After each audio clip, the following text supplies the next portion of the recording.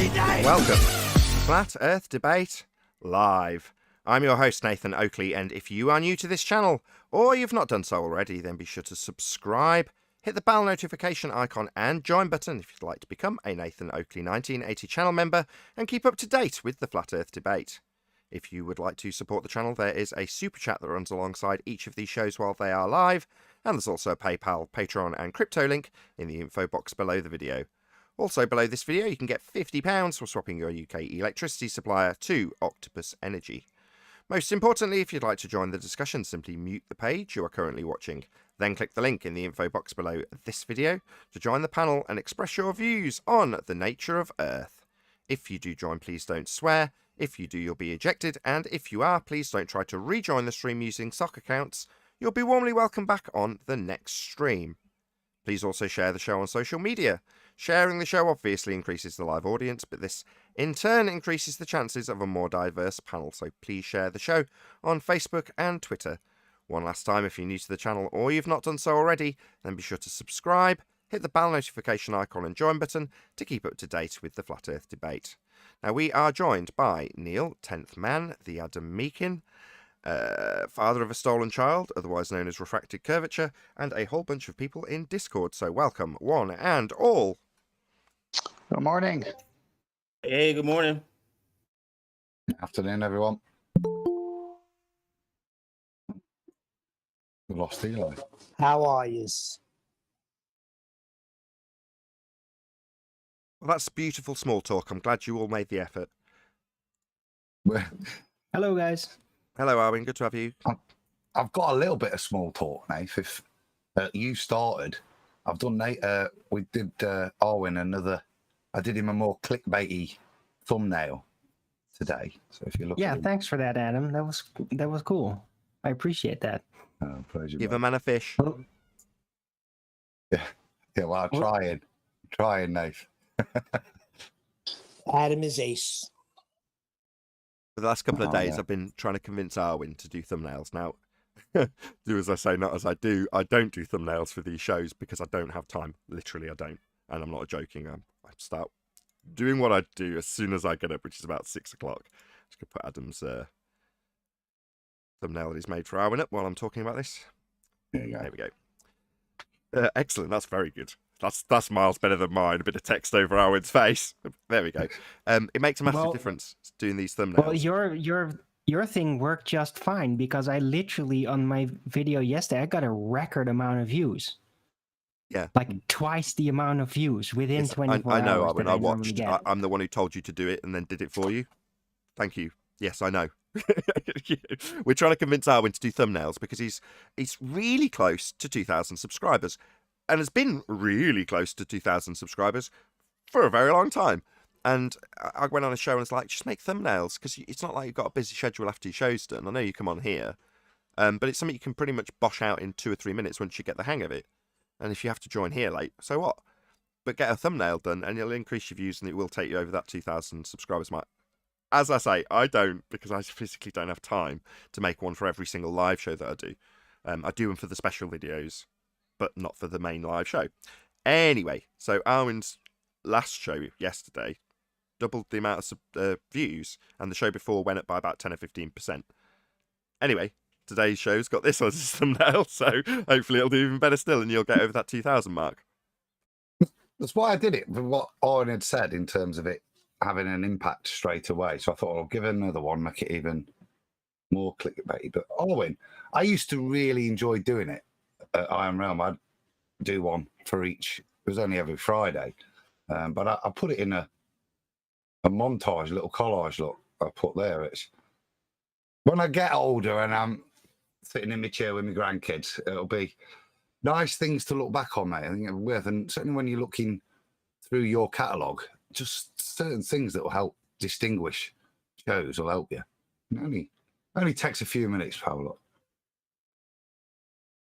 And Right. you've got Photoshop right here. Go on, Owen. And I got you. I heard that. You said I'll let others do it. So No, yeah. give a If man a fish. everybody works a little bit, you don't have to, eh? Nathan's phrase that, isn't it? You've got a rod. You've got your Photoshop and you know how to use it vaguely, which is all you need. It's getting into the routine. It's like anything. Once you get into a routine, it'll be second nature. And when I was ill recently, I'd up my workload. I'd seen that there was a decline in YouTube views. I'm reactive. I've got to react to that. So I did more work, made myself ill. However, once better, it didn't actually faze me that much to continue that pace because it's become routine. So I can keep boshing out videos if I need to. And I do. I need to. It's still kind of reactionary. But by the same token, you just become second nature. Anyway, we haven't done any housekeeping. This is a live show, and all we've done is discuss Darwin. If you're in the live stream, right, there's 50-odd people at the moment because we've only just started. Go to Arwin's channel and subscribe. He's only about 60 people short of 2,000, which is incredibly frustrating. Yes, it's terrible. I can't live with this or something. No, but yeah, I could use some more subscribers just for the principle of it. But hey, I got a great chat during my live shows. Today was just very fluid, awesome. And eventually, even the trolls just become a viable part of the show. Like, everybody has a position there, everybody has a function. And yeah, I think it's great. So technically, I don't even need more subscribers to achieve anything, but it would be kind of cool. And hey, more nice people in there is all good. So Indeed. Shout out to that flat fellow who's given me some sunglasses as a super sticker. Thank you very much indeed.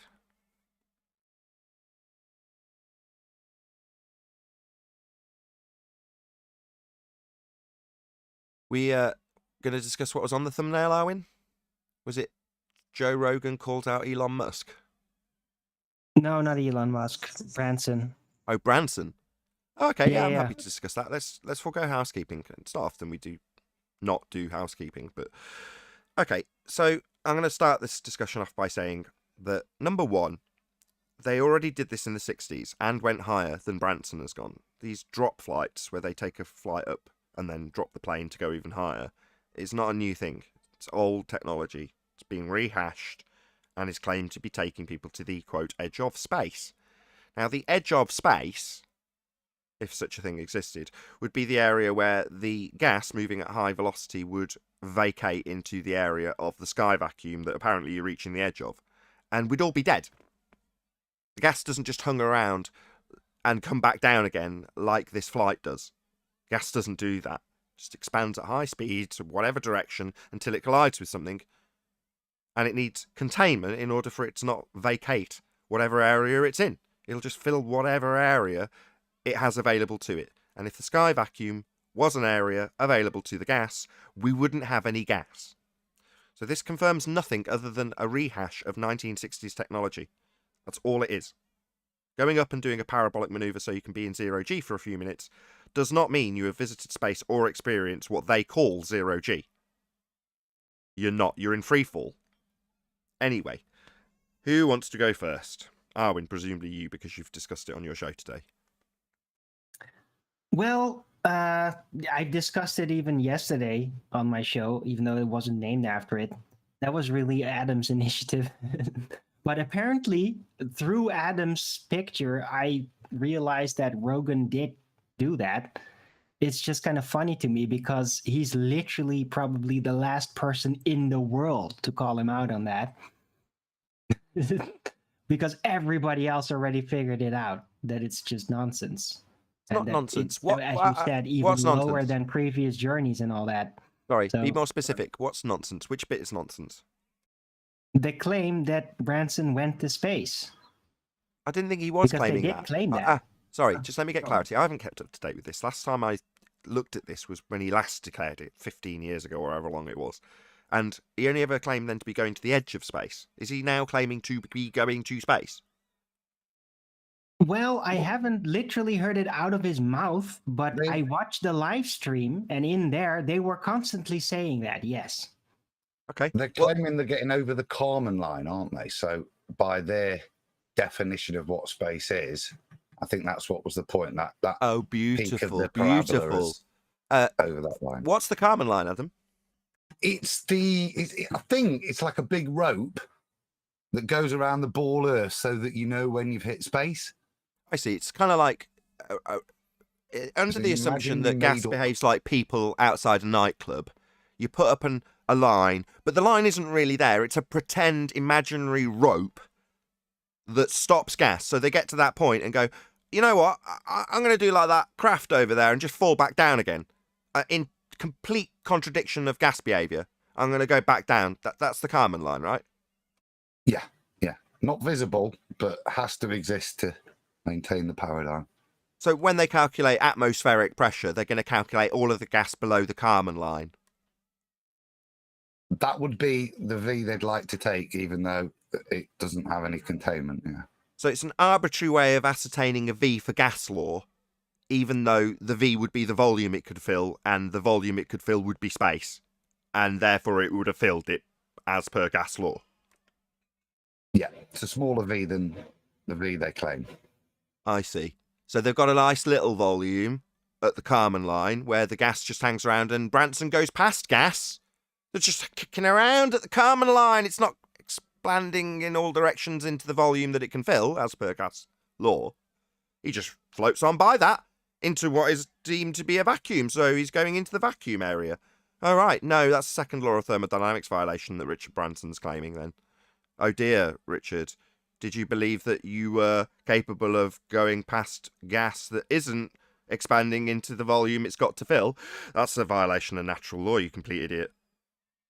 No, you're totally right. All he's doing is basically just passing gas. He's just passing gas. That's brilliant. But from what I gather, Nathan, they turn around and say, yes, that's the second law of thermodynamics states, but it is happening because look, they're doing it. Doing what? Going up to the sky like they did in the 60s? If not slightly Right. lower? Wowee. It's a complete non sequitur to say because I've travelled up it very high in an aeroplane, the sky is a vacuum in violation of natural law. It's absolutely ridiculous. It's Anyone? sort of like what Brenda used to do when she said, well, go outside. Look, we have gas pressure out of the container. Yeah. That's basically what they're saying. Yeah, go outside if you go very high.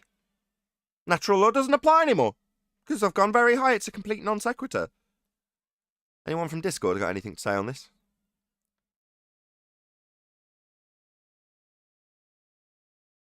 Okay, fair enough. I mean, from what I read from other... Sorry, I'm late. Go ahead, Stigoli. Sorry, Nathan. Couldn't get off. Yep, couldn't get off mute in time. Sorry. Yeah, I think it's funny that they say that they admit that we lose some atmosphere to space, but they don't take it to where it needs to go. They stop short, give you a little bit of truth, but then have a big lie behind it. So I think that's interesting too. The danger is to start calling it fake. It's like, what's fake? They're going up in a plane and coming back down again to altitudes that had already been achieved. So what's fake? Nothing's fake. Oh, meanwhile, they're asserting that the sky is a vacuum because of this trip up to the sky. Really? So because you've been up to a high altitude in the sky, suddenly it becomes a vacuum? No. Still stands in violation of natural law. Absolutely. I also think that all these, because Bezos is going next. So I'm thinking that, in the comments, you see people talk about flat Earth. And mockingly, they say, "Oh, they're getting triggered now." But just the fact that we're in the comments, I think that might be part of the reason why they're doing all this commercial space flight push. I know it's been going on for a while, but yeah, absolutely getting, correct. I mean, when there's something new, now for me it doesn't affect me. I'm not really paying attention to it. That's why I've got to ask you what he's actually claiming. But regardless, the general normies only want a surface level of bullshit to swallow the paradigm. In other words, a non sequitur fallacy attached to a trip to the sky is enough for them to believe it's a vacuum.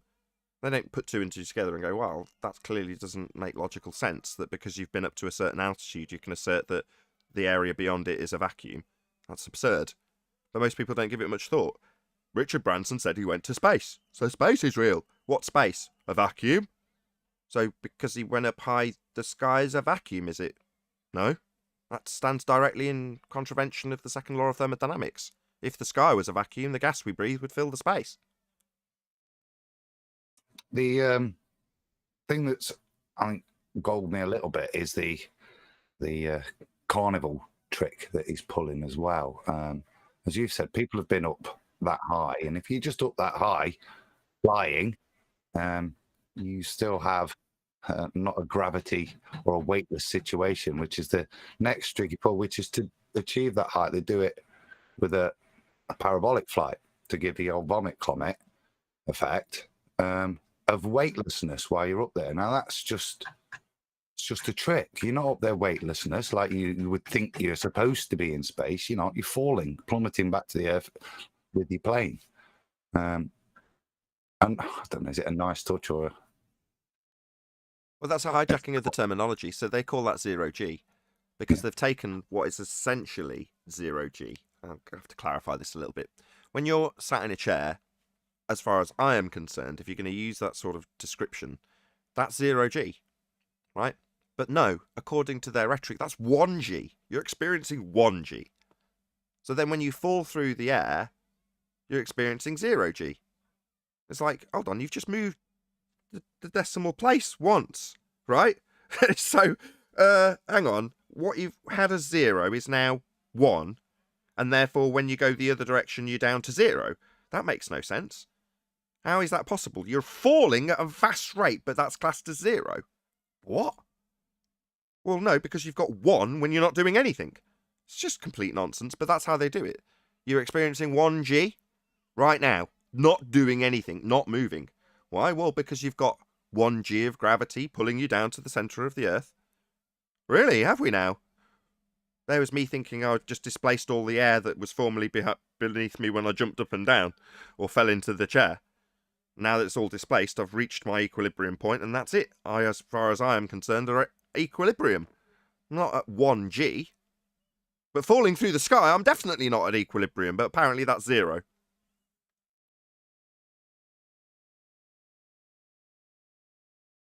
For anybody who didn't realise that, when you're in a orbit, that would be a begging the question fallacy also, the assumption that you're falling around a spherical shape. Falling around a spherical shape. In other words, when they describe what they consider to be 0G, it's based on them being in the ISS and continually, perpetually falling around the Earth. Likewise, that's why you can replicate 0G in a parabolic manoeuvre. For a small amount of period, a small period of time, you're claimed to be falling at the rate that the ISS, or equivalent to give you the same effect, would be falling around the Earth. So it's all about falling constantly. That's what orbits are, that begging the question fallacy. So they can assert their 1G and 0G nonsense switcheroo. I think it's Friday made me calculate. It's 8.8, I think, the supposed force of gravity on the ISS. Hence why they do come up with the explanation that it is falling around the Earth in its orbits, hence why you see them floating around. But that's not, again, not 0G, it's falling. Yep. Shout out to Dilly Gill. Shout out to who? Dilly Gill. Dilly Gill, yeah, I shouted him out on yesterday's show. DILLYGILL. Big shout out to you, my friend. Go and check him out if you haven't seen him exposing the crapo vision NASA fakery. Those parabolic Good morning, flights, they guys. remind me of Hey, Chocolate. Go ahead. when we talk about Coriolis and conserving momentum. Like they aren't conserving momentum when it's falling down. Like if I don't know like how they apply that other stuff, but like isn't there like 2 reference frames now when they're falling? Or are they still in 1 reference frame because they're within the plane? Because now they were in 1 reference frame, but it falls so fast that they're now in a different one, and like they're moving around. It's kind of like it makes me think of that Coriolis talk and the 2 reference frames. Sure. It's only applicable if you're making an observation from one of something in another in terms of Coriolis descriptions of reference frames. I mean, you in your reference frame, whatever that may be, is kind of inconsequential to the claim of Coriolis because you've got a non-inertial, that would be a turning reference frame, and you on it observing stuff that's not on it. The stuff that's not on it is in an inertial reference frame. The reason it's described as an inertial reference frame is because you're going to be seeing an effect that is an inertial, in quotes, effect.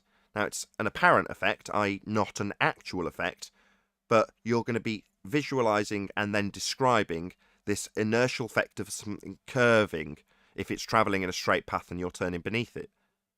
Well, that effect has no inertia as such to describe. It's only an apparent effect because you're turning beneath things. So you end up with a non-inertial reference frame that's actually moving. Non-inertial because from your point of view, you and the ground are as one. Non-inertial. Yeah? You're not experiencing the turn. You're experiencing the turn in the things in the other reference frame. Hence the turning reference frame, which logically you'd say, oh, well, that would be the inertial reference frame because it's the one that's turning. No, the observation of the inertia is going to take place in the inertial reference frame, and that inertia is not actual, complicated though that may sound. Therefore, your turning reference frame with you on it, not realizing that you're turning because you're part of the reference frame, makes that reference frame the non-inertial spinning reference frame. Complicated, but that's how you reference the frames that you are viewing things from, or of the thing you are seeing in a frame of reference that you are not part of in Coriolis. So when those planes are dropping and those people start floating up, are they conserving momentum or are they losing momentum? They're falling. Because They're falling.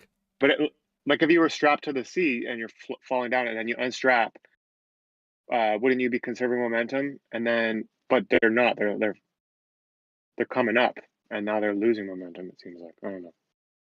I think I know where you were talking about reference frames then. Yeah, so if you've blocked out all the windows in that particular parabolic flight, as far as you are concerned, the area around you is stationary. It's non-inertial, correct? So the reason you feel like you're floating is because the reference frame you are in would be the equivalent of a non-inertial frame of reference. Yeah? And the effect is because outside the windows, which you can't see, the ground's coming up at a rapid rate. But because you can't see that, you can only see your frame of reference around you without windows. It seems like you're just floating in the area that you're in. Now, the reality, obviously, is that the entire plane, you and everything in it, is falling to the ground all at the same rate.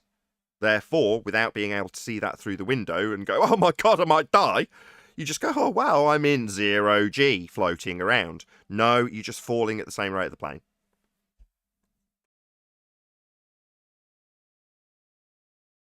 You would think they would put big old windows in those planes so that everybody could see very well what's going on. I think that would be a lot more fun.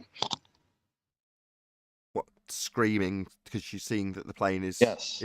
hurtling to the ground in a downward trajectory, nose first. You actually purposely got in that plane for that purpose, was it? I mean, didn't you? So why wouldn't you want to see that? I've seen it. I don't know. I've Maybe seen that's it, just and me. everyone screamed. Nose first, plane hurtling towards the ground. For whatever reason, it loses lift, and suddenly you're going down, and everyone around you, because they can see through the windows, screams their head off. Me included, like a little girl, because I thought I was going to die. So you scream and go, oh no, God, please don't let me die. That's what you do. If you block out all the windows and you lift up in your seat, you go, ooh, check it out, I'm floating in my seat. Yeah, I've Wait a experienced second, that for Nathan. like a few seconds Right. with bad turbulence. Yeah. So can you explain that to me? What happened? You were on a plane flying and it felt like you were going down? Yeah, coming in for a landing. Everything's going normally until the plane starts plummeting towards the ground at a vast rate. And then the engines were pushed to full power, and they took what seemed like an absolute eternity as the ground's hurtling up towards us. So everybody on the plane starts screaming their head off. Eventually the engines kick in. Before we hit the ground, obviously, I'm still here. And then the plane just very calmly went up, did a go around, and then eventually came in for a landing after presumably contacting ground control and figuring out when they could come back in around again for another landing attempt. But nevertheless, after the engines had kicked in and the plane had done a go around, there was nothing but stone cold silence in the plane. So lots of terrified people for a few moments. I don't know how long. It seemed like a very, very long time, I've got to be honest. It seemed like an eternity, especially as we were waiting for the engines to kick in and we were still hurtling towards the ground. Now, I don't know why that happened, but I do know that it was terrifying because I could see out the window. Could see the bushes and the trees and the buildings getting bigger and bigger and bigger. And so could everyone else on the plane. So obviously, when that's all been sorted and the pilot's done an excellent job of making the plane safe and all the rest of the things that he needed to do, everyone just sits there in silence. You can just hear a few murmurs of people, and that's it until you land, and then everyone applauds and hugs each other and gets on with their day. There you go. There's the full story, Neil. Right, it's just like a roller coaster, but without a rails. Yeah, like a roller coaster, but without the rails that are going to stop you plummeting to the death that you're going to face if there's the pilot doesn't get done. Sounds like good It's the same times. feeling when you Even crest with a the hill rails, I really still quickly think in it's a scary car. as shit. Hold on a second. Say again. I didn't make out who that was from Discord. It's the same feeling like when you hit a crest in your car really quickly. You get that feeling of weightlessness for a moment. Yeah, I've done that too. Tire blowout and the car flipped over. And again, I've heard other people detailing this in terms of them having things flash before their eyes in a moment of potential death. What can I do to resolve this problem? And time seems to slow down. Now, in that instance, when my car flipped over, it was actually a rental car, piece of shit Fiat. Anyway, my boss happened to be following me, and because he had a big 4x4, he dragged the car off the road. But in the time that the car took to go across the carriageways, roll over, and I'm in there going, what's going to happen to me? I remembered somebody saying that they went limp and let go of the steering wheel so they didn't break their thumbs. So I had enough time, even though it only happened in a matter of seconds, to think that and go limp, and my head actually smacked into the driver's side window. But it didn't hurt. Nothing actually. I came out without a bruise on me. Climbing out the window because I couldn't get the door open. But the point is that in those moments, you have your life literally flash before your eyes to try and access something that's useful from what you've learned throughout your life. So your brain quickly flashes through rapidly all those images. Now, obviously, you can only perceive time in the way you perceive it. So because there's so much information coming in such a short period of time, your perception is that time has slowed down. It hasn't. You're just looking for what to do in that scenario. Another example I'd seen, I can't remember where, was a guy who got attacked by a shark. And again, he described his life flashing before his eyes, everything all at once, until he remembered watching a documentary on Discovery saying, stick your hand in their gills and they'll let go. And he did, and he let him go. So while that time slowing down, it's not. It's just lots of information being delivered out all at once to try and figure out the solution to the problem when you haven't got much time. But there we go. Those are the things that potentially, just to bring this back onto the track of the subject that we're actually talking about, could be the things that happened to the people who went on the zero-G planes or the vomit comets. I don't know, is the windows even on Virgin Galactic? Can they see outside? Do they close them when they fall back to Earth? I don't know what they they've do. got portholes and little bits and bobs, so you can see outside. Yeah. Yeah, Gotcha. they got So- submarine-like windows. Real So small. so you have to go up to them and get a view, rather than they're just open windows that you can see out of as you're floating around. So if you wanted a view of outside, you'd have to go up to a viewing porthole or whatever they call it. No, it's right beside them, but it's really small windows. It's not like really big ones. There's I windows on object- the sides and there's portals on the top for when you're in your zero-G point. I object to flashing before your eyes, though. I had French fries and hamburgers flashing before my eyes when I flipped my car. I stopped at Shake Shack, picked up burgers and fries for the family, and on the way home, I fell asleep at the wheel. When I came to, I felt a different terrain, so I was actually in the woods. So I got back on the highway, and as I'm trying to gain control, I flipped it. So the only thing going before my eyes was burgers and fries. I didn't mean literally like the contents of the car I know, but flying I'm just before trying to your say- eyes, literally. I mean, And accessing your memory. But the funny thing was, I rolled down the window to get out because I couldn't open the door either, and the window was not coming down. It wasn't coming down because I was upside down, so the window was coming up. And all I could think of was, thank God I had this seatbelt on. Did you not think, oh, those bushes seem like they're coming towards me, but it's actually me rolling towards them? No, the only thing I was thinking was, this is a rental car and I have no insurance on it. Oh my God. Mine was a rental too. Isn't that interesting? Piece of crap rental cars. They really are crap, aren't they? Well, how could you flip it? So it was a Toyota Corolla, one of the newer models. I think it was 2017. I don't understand how it flipped. The only thing I could think of was I had it on cruise control when I dozed off. So all I really had to do was hit the brake, but you're not thinking. I'm just trying to get control. And then next thing I know, burgers and fries flying before my Remember, eyes. remind me never to drive with you, Nathan. Yeah, same here.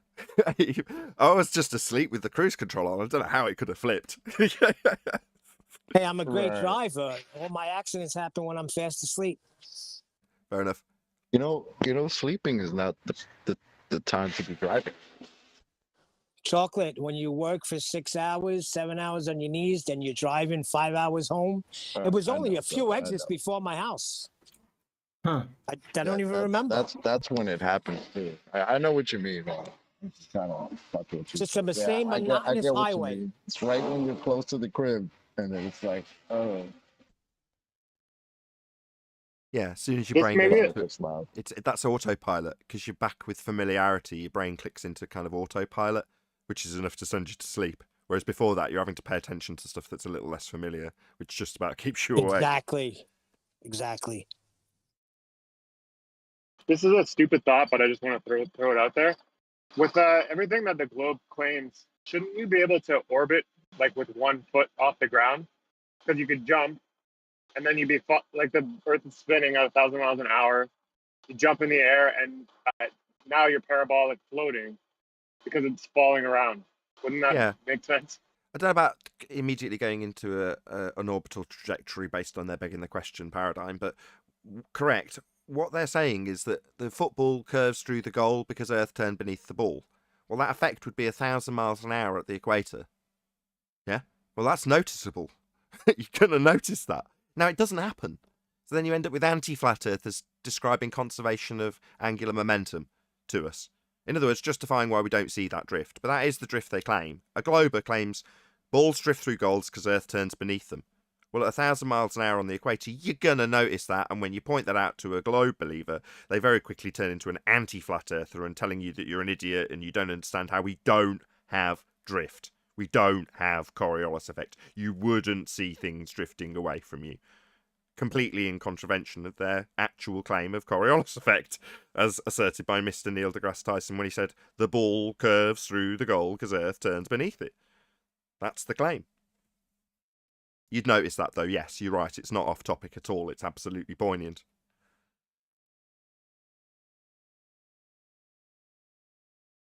Well, I'm glad we've discussed this. I on. like using their word, illusion. That's my favorite description of Coriolis effect. It's an illusion. And then they proceed to tell us how this illusion causes things. Yeah, the Coriolis force, right? Yeah. The Well, thing the that they call a force, Yes, even that's though right. it's actually not a You force. mean It another just appears force? to be You a mean force. another force that's not a force, but you can think of as a force? Another Yes, one? because Yeah, but it's it's all detailed optical, right? from the inertial reference frame. So you're seeing something happen in the inertial reference frame, right? Well, you seeing it happen in the inertial reference frame when it's not actually happening, it's you turning away from something. So, for example, in my example, you jump up and down and you notice it because Earth's turning beneath you. Well, Coriolis isn't what you notice jumping up and down. That's not Coriolis effect. Coriolis effect would be the guy standing on Earth with his mate. And he looks at his mate and goes, jump up and down, we're on the equator. And the guy jumps, and from the guy watching the guy jumping appears to curve away from him at 1,000 miles an hour. The guy goes, oh my God, he just curved away from me at 1,000 miles an hour. But from the guy's point jumping up and down, right, all he's doing is jumping up and down and the Earth's continuing beneath him. So from his point of view, he just goes up and down and then lands. But from the guy watching him's perspective, he sees the Coriolis force, a force that makes the guy curve away in an arc. Well, he doesn't actually go in an arc at all, does he? He just jumped up and down. So that seeming to go in an arc is Coriolis force. The force that made him go in an arc, he didn't. He just looked that way because you continue to move on the ground beneath the guy. Now you can see that happen on a roundabout. You've got a nice big flat roundabout spinning around and two people standing on it. And one guy jumps. Now from the guy who sat still attached to the roundabout, the guy who jumps looks like he curves away from the vantage point of the person watching him. Now, the guy who jumps up and down has just jumped up and down. That's all he's done. Looked like he curved away, though, didn't he? That's Coriolis force. Now, that force, we'd notice that force. I.e., we'd notice our mate if on a turning Earth he jumped in the air and seemed to curve away from you at 1,000 miles an hour on the equator. You'd notice. But I would argue that he wouldn't come back down. He would just, now he would be in orbit because he'd be forever falling around the Earth. Maybe. You can punt Optical that. illusion. The illusion is that he curves away from you rather than going up and down. His actual path is up and down. That's his actual trajectory. He bends his knees, pushes up, and goes up. And then comes back down. That's his actual path. However, if you're watching him do that on a roundabout, his path doesn't look to be up and down from your point of view. It looks to be curving away from you. Not because he jumped off the roundabout in a curved manner, he only jumped up and down, but because you turned away from him on the roundabout, continuing to turn underneath. So the effect is induced by you turning underneath something that isn't attached to your reference frame. So on Earth, you turn underneath things that aren't attached, like footballs or bullets. Therefore, they seem to take a curved path. They don't. They travel straight, but the ground beneath them is claimed to move. At 1,000 miles an hour as your mate curves away from you when he jumps. Said nobody ever, because it doesn't happen. So they use examples like footballs and bullets that are in the air for a fraction of a second, so that they don't need to justify why your mate isn't curving around the Earth 1,000 miles an hour on the equator to seem like he's got a force pushing him away in a curved trajectory, because nobody ever experiences it. Roll on anti-flat earthers telling us that we don't understand how the person, when jumping up and down, has conserved the momentum of the ground beneath him. Akin to man on roundabout jumping up and down, but when he does, he continues to move along with the roundabout and lands in the same spot. Completely absurd, and negates the effect that you're supposed to have. That's Coriolis. You're supposed to see things drifting away at 15 degrees an hour because we're turning beneath them. That's the claim. So to assert that they jump up and down but stay over the spot they jumped from, even though the ground beneath them's turning, that's because they conserve the momentum of the ground that's turning beneath them. It's like, well, so no 15 degrees drift then. So we're not seeing things drift away and proving we spin because of the two reference frames. Maybe launch into telling me how my reference frames are ruined when I don't claim them and you need them to show that things do drift. They just don't. We haven't got any drift. Earth's not turning. I got a question about that, if I may.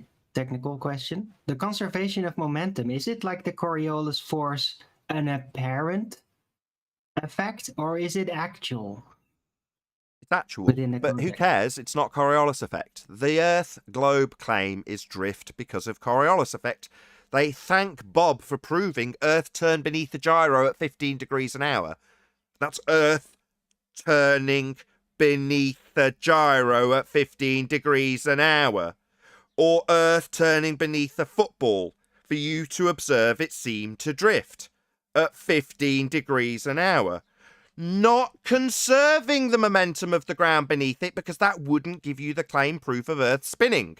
That's Coriolis effect. They don't have it. We don't actually experience anything. They just claim we see it in balls and footballs. And when we prove that it doesn't happen by showing them that a hot air balloon doesn't go up and have Earth turning beneath it, they say we wouldn't expect to see 15 degrees an hour drift because they revert to anti-flat Earth rhetoric rather than the globe rhetoric, which is that we do have 15 degrees an hour drift. They justify why we don't because we've debunked it. Seems a little convoluted to me. It is very convoluted. I have a presuppositional objection to this. Good. They're talking about axial rotation and Coriolis effect. Need to measure a radius value first. You can't have something turn without a radius. That's correct. It would be measured in radians. So I'm just surprised. It's all trickery, man. It's all trick with words. That's why you have clowns like Ruhif who will tell you where the definitions of words still have, are meaningless, which is just the most ironic statement I've ever heard while using words. So they can trick you. I'm just really baffled by this weird dichotomy where the Coriolis effect, the real Coriolis effect, is all apparent with not actual forces, not actual deviation, just apparent things. But then when the globers apply it all to Earth, then suddenly actual things and actual forces supposedly come into play. Like how? Yeah. You just What? move on to the next paragraph, right? Just like thought.com or thought.com, right? They tell you, they describe it beautifully as an illusion of things moving while the Earth's spinning underneath them, right? And then later on, the next paragraph, they tell you, oh, look how, you remember that thing we were talking about, that illusion? Here's how it's causing hurricanes. Right. It's It's so like, ridiculous. you guys might have missed a few paragraphs. Correct. To detail Coriolis effect, you'd have to be Dorothy, caught up in a whirlwind, watching the tree or the house that's cemented into the ground seem to come towards you and then seem to go away, and seem to come towards you and seem to go away. So watching a lamppost cemented into the ground whilst rotating in a hurricane means you're part of a non-inertial spinning reference frame, watching something in an inertial reference frame seem to curve and move because you're turning. That would be Coriolis effect. You'd have to be in the hurricane, watching things seem to drift, but not actually drift, merely the effect of you spinning in a hurricane. Totally absurd to assert that that Coriolis effect has anything to do with you on the ground, watching something with an actual spin. The curved path you're observing in Coriolis effect is not actually curving. It's seeming to curve because you turn beneath it. So hurricanes have an actual spin direction. It's actual, not apparent. It's actually turning, as opposed to looking like it's turning because you're turning beneath it. But how can something that's not actually moving or doing anything create something that's actually moving and doing something? Because when you're describing yourself on a non-inertial reference frame, that non-inertial reference frame is only non-inertial because you're viewing something whilst part of the moving platform. Therefore, from your vantage point, non-inertial. You're not moving around on the platform, you could be completely stationary. But the platform itself, with you attached to it, is moving. So from your vantage point, your ground, your immediate vicinity, is non-inertial, not moving. Because you're not moving around on it, you and your vantage point are all as one. So therefore, when you look at something seeming to curve and you describe the force applied to it, it's only an apparent force. An apparent force induced by you turning on a reference frame that you're part of. Seeing things not attached to it seem to move when they don't. So seeing a tree cemented into the ground on a park roundabout, you look at the tree seem to come towards you until you pass it, and then it seems to go away. That's a not actual force, an apparent force. The force that makes the tree come towards you is not a force moving the tree. The tree isn't moving, you're moving towards it. Hence, an illusion that the tree is coming towards you. It is if you smack into a branch that's overhanging the roundabout, you still definitely hit the branch because you've rotated towards it. But the illusion is that the tree came towards you. The tree was coming to get you. It wasn't, you rotated towards it. That's why it's an illusion. The illusion of the tree coming to get you. So is that the Coriolis causes that QE talks about? Yes. The causes of Coriolis are you turning beneath things. That's the cause. So for there to be a Coriolis effect, the cause is you turning beneath things. So to have it, we've got to turn beneath things. Roll on anti-flat earthers telling us how we don't understand how things move with the platform. So therefore, no Coriolis effect. We haven't got the cause anymore. Apparently everything's rotating together when you beg the question and give us absolutely sod all proof that that's happening. Because apparently Earth and atmosphere, in violation of first law of thermodynamics, increasing its velocity as it goes higher, and moving velcroed with the Earth, would give you no effect to observe. So there's nothing to see here. It's only nothing to see because it's all moving in synchronicity. Therefore, no effect. So it's like, what happened to the Coriolis effect that was supposed to be observed at 15 degrees an hour? That's just gone now that we don't see it and we point that out to you. Yeah, it just didn't happen in the first place. If anybody wants a cool trick, just ask a glober. If you want to ask a glober and get them to tell you that hurricanes move in a straight line, just ask them why they appear to be rotating from the inertial reference frame. Right, Kosho? So Kosho was asked exactly this. He gave us a detailed explanation with a reasonable understanding of Coriolis deflection. That would be Earth turning beneath as a non-inertial spinning reference frame. And he comes along and tells us about hurricanes and how they do sit in line with Coriolis effect. So when asked, how is that relevant from a non-inertial spinning reference frame turning beneath the wind, for it to be Coriolis effect, it would have to be the wind travelling in a straight line and you observing it seem to have a curved path. So that is precisely what Kosho asserted. The wind is travelling in a straight line, and because I am on a spinning Earth beneath it, Earth turns underneath, and it's not an actual deflection. Therefore, wind travels straight. That's what he had to say with a basic understanding of what Coriolis actually is. Yep. Huh?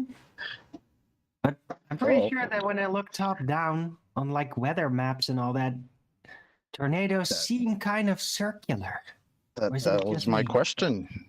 That was my question, right? Because the Coriolis is supposed to be seen from the non-inertial reference frame. That would be the ground. So why is it whenever you see a hurricane from above, it's depicted to be rotating? So Mr. Kosho had to tell us that hurricanes 100% move in a straight line. Thanks. I hate to do this to you. One minor correction. Earth-based Coriolis effect has to be observed from the ground, because I've given an example on this very show of being in a hurricane as Dorothy, watching trees seem to come towards you when they're cemented into the ground. Cemented, you know what I mean, rooted into the ground. Well, that would be you on a non-inertial spinning reference frame in a hurricane. But Earth-based Coriolis effect, you're absolutely correct, has to be observed from the ground on a spinning Earth, turning beneath things not attached. That's what must happen for their claim of Coriolis. Oh, yeah. Yeah, it doesn't. Hurricanes have actually got a circular path, though. They actually turn. It's not you seeing a straight path of wind seeming to turn. Yeah, that's not an effect that we actually observe. Earth's not turning beneath anything. We never see anything drift ever. The assertions that footballs drift when they're in the air for a couple of seconds or bullets for a couple of seconds is ludicrous. Because if that was the case, and anything that left the bullet of a gun had Earth turning beneath it, then you would only need to jump up and down and see Earth turning beneath you, and you'd have a massive problem for hot air balloons because they'd take off and land in a completely different country a few hours later.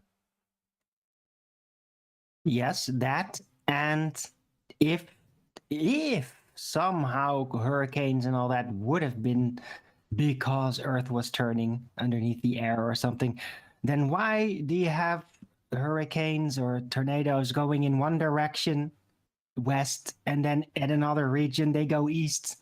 Like, what? How does that work exactly? If the Earth were spinning underneath the gas, how can it suddenly go against the apparent rotation? Well, you're kind of going along with powerful westerly wind. Well, he's talking about anti-flat Earth descriptions of conserving momentum based on Earth spin. Well, that's not Coriolis, though, is it, Arwin?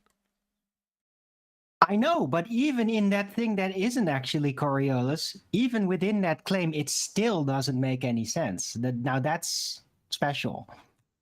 Oh, I agree. I mean, at its base, it's a first law of thermodynamics violation, even in their model. They're saying that the velocity of the air is all constant with the ground beneath it. Well, if you're on a spherical surface, the circumference would increase as you go higher. Therefore, the velocity would have to increase. So it's acquiring energy from nowhere to keep up with the ground below? No, that's a first law of thermodynamics violation. I just posted it in Master B. Just for the clarity for the audience, thanks, Chocolate. When we're talking about first law of thermodynamics violation, Velcroed atmosphere, sphere-shaped air, moving along with the ground beneath it in a begging the question fallacy that leaves you with no effect to observe, this is an anti-flat Earth rhetoric that we're arguing against. The claim is Earth does turn beneath stuff. That's the globe claim. It doesn't with notice. Just to make that clear. The point you're making there, though, even if you permit that, there's no way in which you can have to use an analogy, a bat and a ball. If the batting speed that you're supposedly able to impart by the rotating of onto these molecules, there's no way you can get them going any faster than the extra speed generated So you could excuse a molecule keeping up at the surface level, but as soon as you go higher, there's no ability to increase its rate, its speed, in relation to the extra circumference it's going to travel on its path of a supposed hemisphere as it goes. Sorry, not hemisphere, an atmosphere. Precisely, as it goes on its curved path, it cannot increase in speed to keep matching up. This increasing in speed when it's an unbonded gas particle that's just going in whatever direction it's going, you mean? Yeah. Yeah. So in other words, first one, but to be able to translate that up through gas behavior is just another violation as well. But yeah, hence it's left in the hands of the anti-flat earthers, because the rhetoric isn't that Earth and atmosphere travel as one and give you no effect. The claim of a globe is that we do have an effect, 15 degrees an hour deviation as Earth turns underneath the inertial reference frame for you to see not actual deviation in the form of Coriolis force. That's what they claim. When we don't see it, launch into Earth and atmosphere being pegged as moving and velcroed and bonded to Earth and violating the first law as it increases its circumference as it goes higher. All of that crap is nothing that would ever be asserted by a globe rhetoric. It's complete horsebucky. It's nonsense. I'm just going to play this from Kosho, and I'll stick up the detailed explanation that comes alongside it. Bear with me 1 second, guys. Bear with me. No. What's up, That's man? Chocolate. The Chocolate. What were you talking about? Which argument or what you said you destroyed me? Correct me if I'm wrong. Correct me if I'm wrong, Kosho. But you once declared that the rotating hurricanes were actually going in a straight line. They just appeared to rotate because we were on a rotating reference frame. It's 100% true that the winds are going in a straight line. And there's no reason for them to I travel. wasn't lying, There's no guys. reason for them to travel in a circle on their own. So the Earth is rotating. But when they start off their travel, they're going north or south, depending on. So the high pressures are going to go towards the south. Say winds all go in straight line. It's 100% true that the winds are going in a straight line. There you have it. That's what you've got to do when you've got a rhetoric that says Earth turns beneath stuff to cause it to seem to drift. And then you go to Google and they say, oh yeah, Coriolis force, that's forcing winds to go in a circle. And then you get a basic understanding that it's a not actual effect, seeming to drift. And then you go, how does that work if you're turning beneath stuff, as you must be to observe Coriolis? And the globe-believing / anti-flat Earth idiot tells you that the winds are travelling straight. Cognitive dissonance at its finest. How does he Hold on a recover from second, that? everyone. Hold on a second, everyone. Go on, So Paul. what he's saying is something can go in a straight line and end up where it started. That's pretty much what he's saying. Same It's wind going goes in in a straight line, but It's it like- ends up where it started. Yeah. Okay, so think about that for a second. Why would that Hurricanes. be? He's saying hurricanes move in a straight line, Paul. That's what he's saying. I know, but when I watch hurricanes, they move in a circle. So if I was just to ride the wind, I would go around and end up back where I started. Yeah. So not No. straight. Yeah, we get that. It's absurd, Paul. Yes, indeed. I just want him to think about it. I'm trying to say it in Paul. such a way where I want him to think about what he's saying. So you can get on a hurricane, ride it with a kite or whatever, and go in a straight line, but end up where you started. Well, Paul, the reason he asked that is because I asked him why were they always photographed or depicted from above, which would be the inertial reference frame. Why are they always rotating when that rotation, if caused by the Coriolis, the Earth-based Coriolis, could only be seen from the ground? That's why he said that. Hey, I get when the you guys argument, get a trust me. chance, I get I got the a modus ponens I want to run by you. Just let real hold on. quick. Just let Paul respond, and then we'll hear your modus tollens. Go ahead, Paul. No, I get the argument, and I get the argument what he's saying. I've heard it 1,000 times on this show from the Glovers. I mean, but that doesn't make logical sense whatsoever. On a roundabout, there's no way to travel on a roundabout and go in a straight line. That is just not possible. I'm sorry. I just don't see how that happens. Can I read a funny citation real quick? Yeah, go ahead. The one I posted in Master B. Adam, this was in response to when you were talking about the air and how it couldn't actually stick like that, right? So I just posted this in Master B, like bound to the earth by gravity.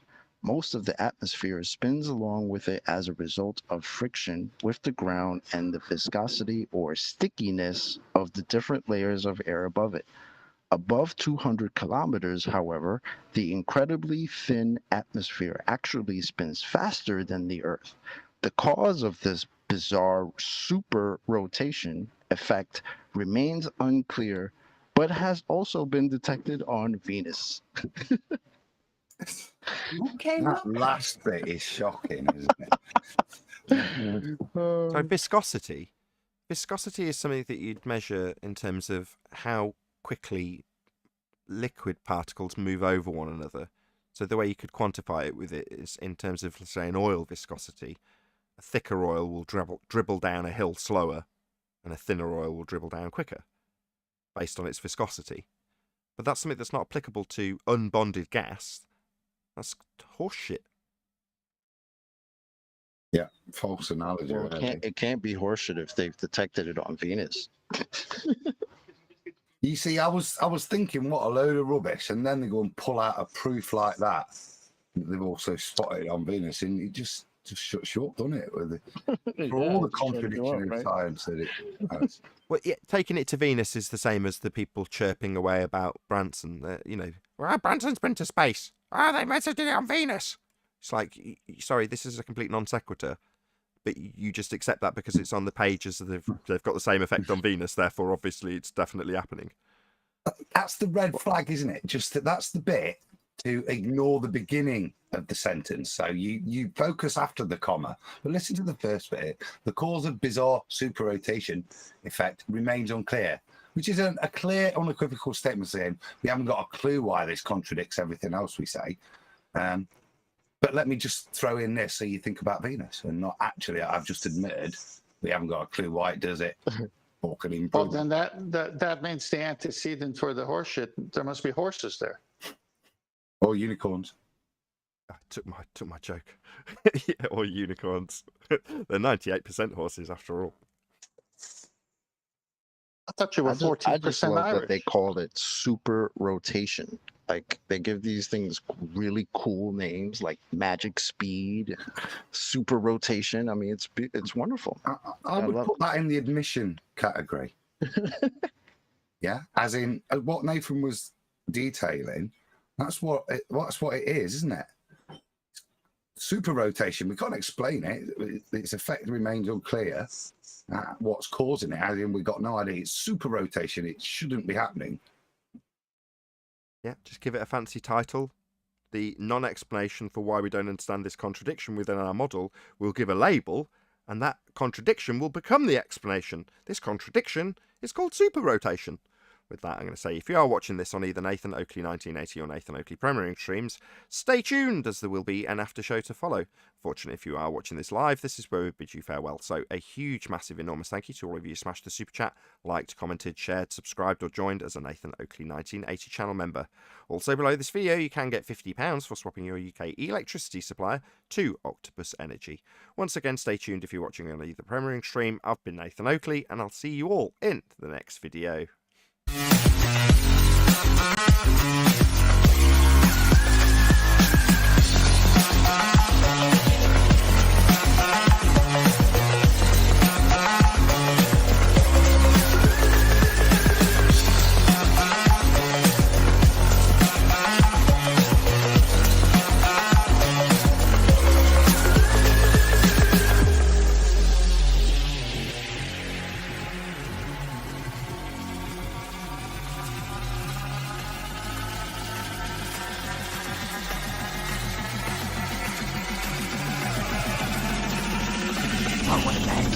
What a lovely day!